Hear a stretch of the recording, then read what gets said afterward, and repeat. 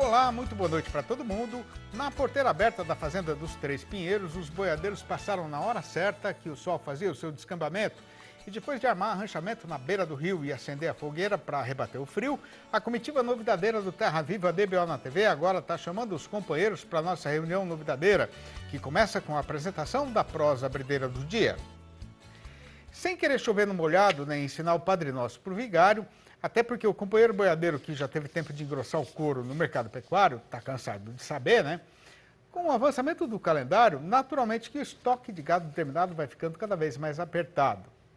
E nestas semanas recentemente passadas, esse encurtamento na oferta de boiada andou mais ligeiro ainda, empurrado pela geada em algumas regiões ou só pelo medo dela em outras, né? Aí a gente já teria meio caminho andado para poder apostar numa alta mais substanciosa do valor da arroba, ou pelo menos que o carretão poderia desempacar e embicar de novo no rumo de subida do estradão. A questão é que ainda está faltando a outra metade da condição requerida, que é a melhora no consumo de carne, mas é nesse ponto que o negócio está muito dificultoso e o caminho está ficando cada vez mais duvidoso.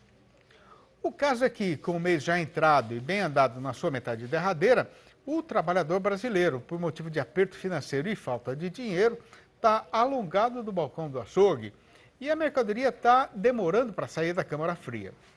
O resultado foi que, com o desaparecimento da freguesia, o comerciante, que está padecendo de solidão no seu estabelecimento, diminuiu as encomendas para o frigorífico e isso foi bater diretamente no mercado atacadista.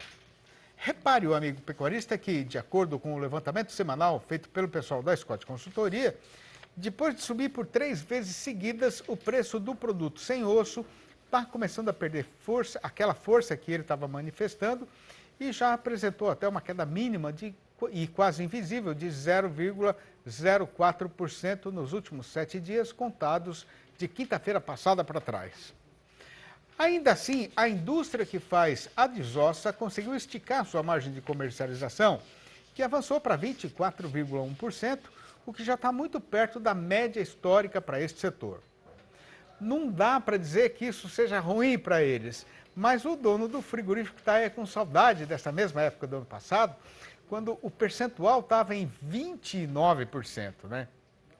Já no varejo, todo mundo sabe que a praça vai continuar parada até pelo menos a próxima virada de mês. E o dilema está sendo segurar o preço para agradar o freguês ou aumentar e arriscar de perder o consumidor de vez.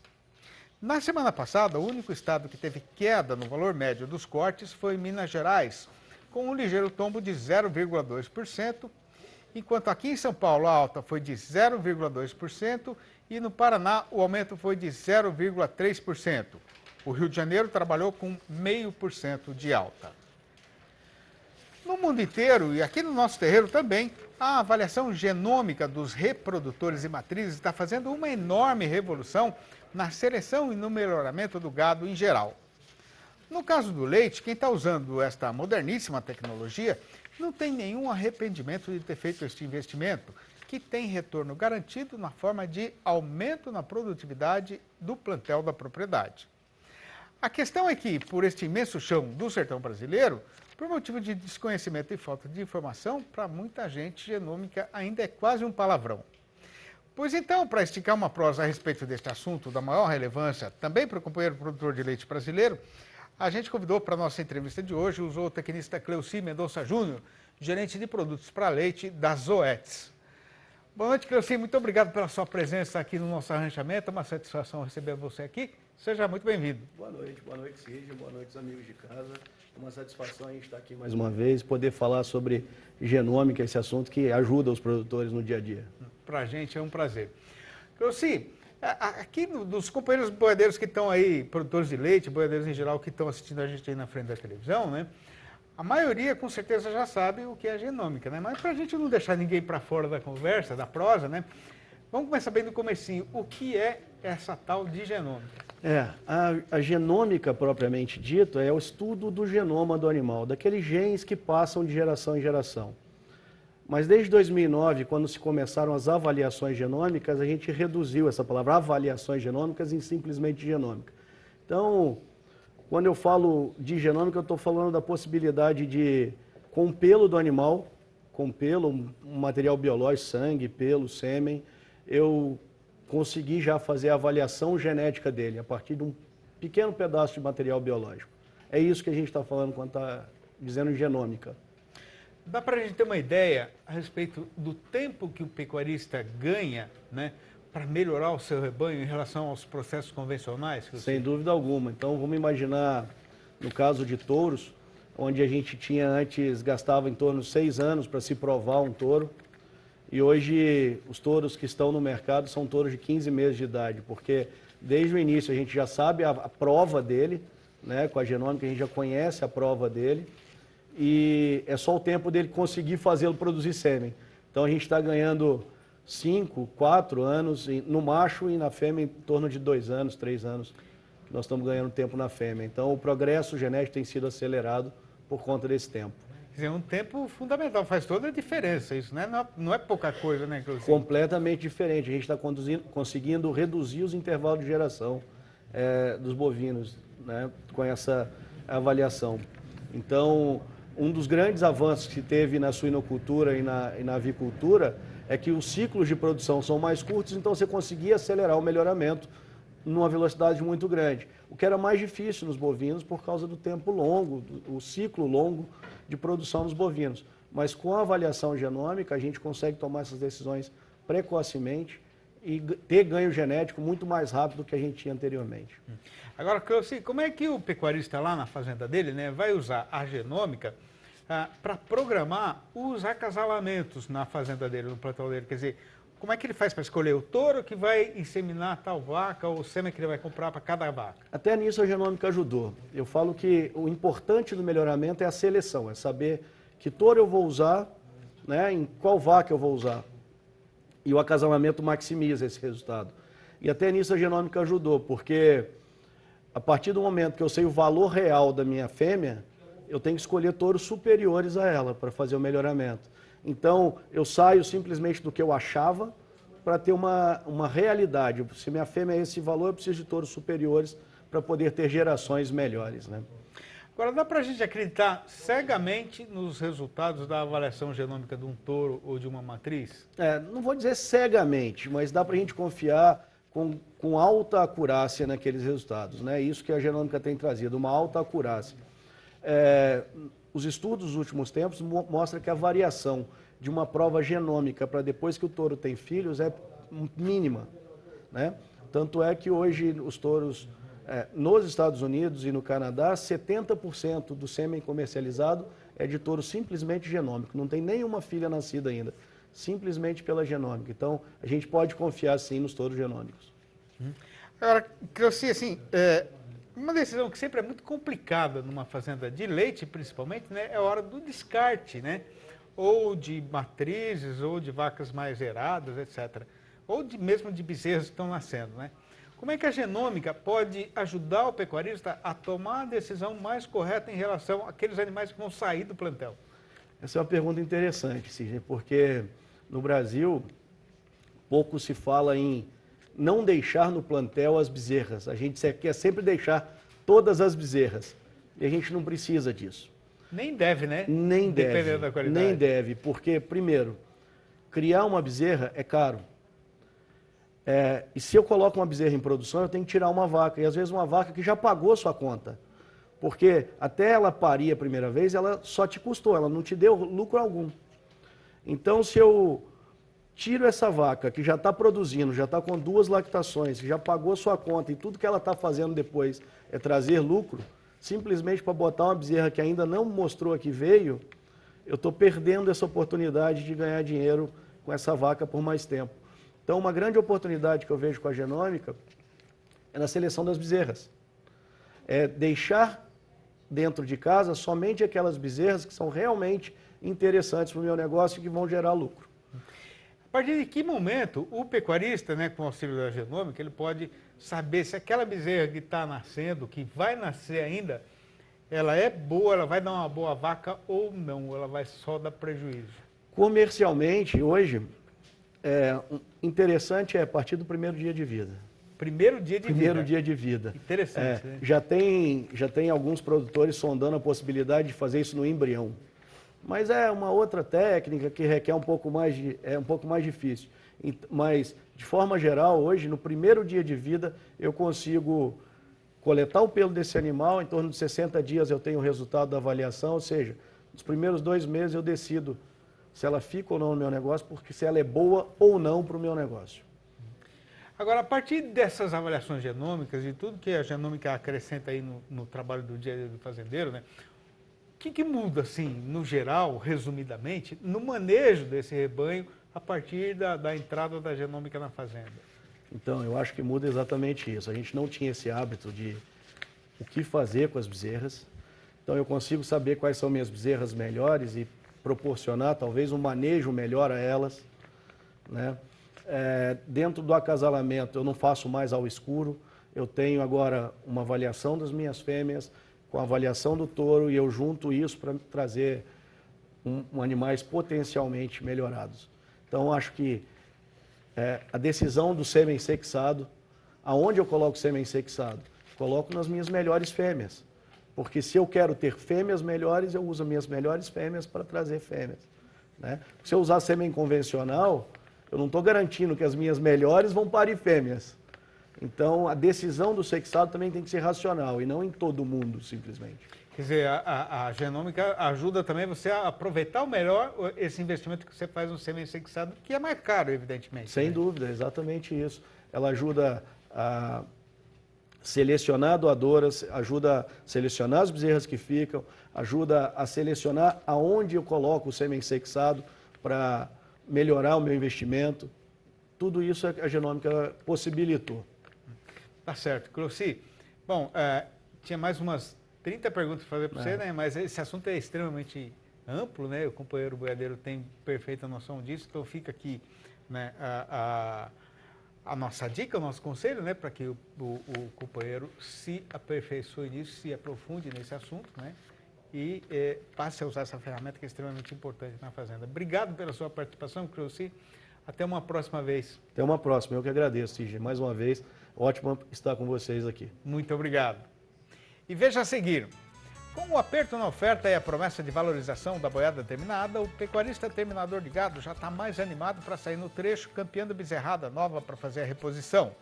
E no mercado do boi gordo, a oferta e a demanda estão igualmente apertadas, o que significa que a balança continua muito equilibrada e não vai ser tão já que o carretão vai embicar de novo no rumo de subida do estradão. É um tempinho à toa e é já que a gente vai voltar para enfrentar o resto do caminho. Aguarde. Estamos de volta e com a boiada já marchando de novo no estradão, a gente recomeça a nossa falação, pegando agora para destrinchar e fatiar para o amigo que está aí na frente da televisão, o assunto do boi magro e da reposição. De pouco em pouco, assim vagarosamente, demorando bem mais do que deveria ser normalmente, no mercado pecuário o carretão está pegando o rumo de subida no estradão. Falando assim no geral do país inteiro, a oferta de boiada terminada agora está mesmo ficando apertada, isso depois de ter encurtado com o fim da safra do capim e de voltar a aumentar ligeiramente na semana retrasada por conta daquela desova forçada provocada pela onda de frio que atingiu a maior parte do Brasil. A questão é que o que sobrou nas invernadas já é quase nada e o preço desse gado vai ter de aumentar, até porque não dá para contar com o confinamento, que ainda não tem volume suficiente para garantir o abastecimento. O resultado é que, já recebendo mais pela sua mercadoria ou tendo a certeza de que isso vai acontecer nos próximos dias, o invernista voltou a se animar para fazer a reposição.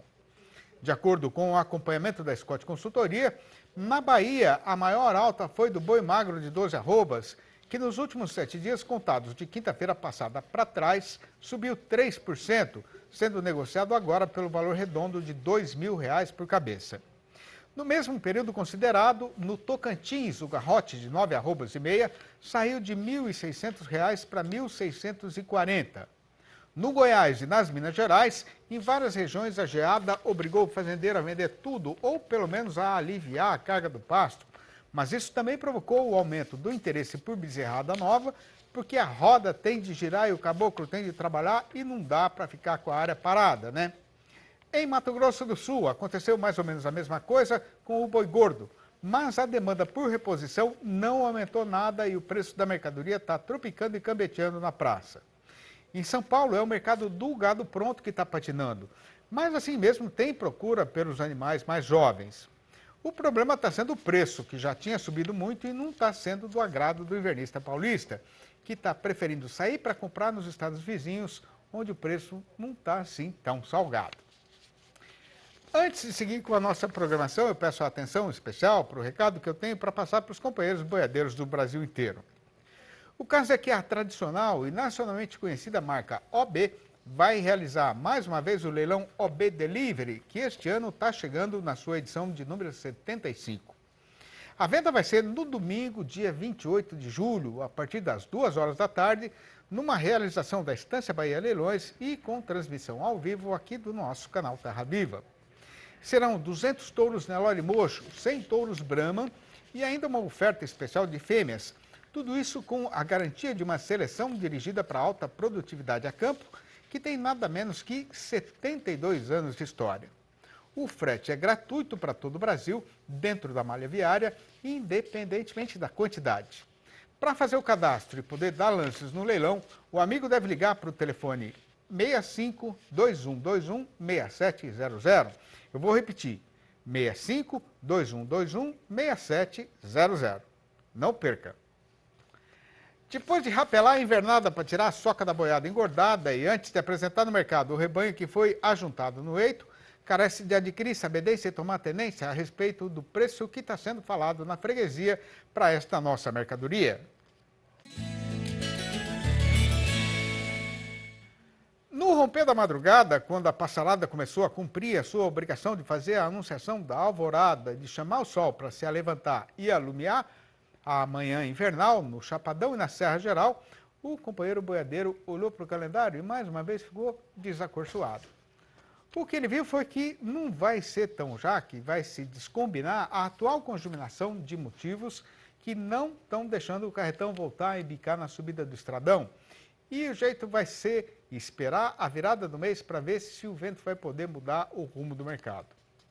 A questão é que, como já foi falado na abrideira desta função novidadeira, e o companheiro boiadeiro tem perfeita sabedência, não por inapetência, mas por falta de dinheiro, o trabalhador brasileiro está dando volta no quarteirão para não passar nem na frente do açougue e não ficar arriscado de cair em tentação. E mesmo com a fortíssima alta nos preços do frango e do porco, o que poderia diminuir a concorrência e favorecer o boi, que tem a preferência do povo brasileiro, a situação ainda está muito complicada, porque hoje o que o vivente pode comprar é ovo, salada e mais nada. O resultado foi que, no comércio de carne com osso no atacado, a carcaça casada de macho castrado voltou para R$ 9,92 o quilo, o que representou um tombo de 1,1% na comparação com a semana passada e de 3,2% em relação ao começo deste mês. Enquanto isso, na nossa Praça Boiadeira, conforme o balanço do dia da Scott Consultoria, a segunda-feira teve 9 mudanças nas cotações entre as 32 regiões pesquisadas no Brasil inteiro, sendo que 5 foram para cima e as outras 4 para baixo. Começando então a recitação da lista pelas melhores notícias, a gente registra que em Marabá, no Pará, a arribada foi geral, com o boi indo para R$ 142,50 e a vaca para R$ 133, a prazo já livre do fundo rural. No sul do Tocantins, a fêmea subiu para R$ 134,50. Nas Minas Gerais, o mercado andou em rumos desencontrados. No norte do estado, o boi arredondou os R$ 150. Mas na região sul aconteceu o contrário e a vaca voltou para R$ 135. Em Três Lagoas, no estado de Mato Grosso do Sul, o macho subiu para R$ 141,50. Em Campo Grande, a capital do estado, a fêmea melhorou para R$ 130,50. Mas em Dourados, o boi piorou para R$ 143. No norte de Mato Grosso caiu tudo, com o macho voltando para R$ 136,50 e a fêmea para R$ 128,50. E no sudeste mato-grossense, a foiçada acertou só a cotação do boi, que foi rebaixada para R$ 141,50. Um jumento correndo contra o vento rima, mas não seria poesia da estima das mocinhas da freguesia que sonham com seu príncipe encantado chegando para o casamento montado num alazão tostado de crines voaçante e rompantes de valentia. Eu não tenho beleza, nobreza nem esse tipo de montaria, mas digo com sinceridade que também não gostaria de casar com essas moças da cidade que têm a cabeça vazia e vivem só de vaidade.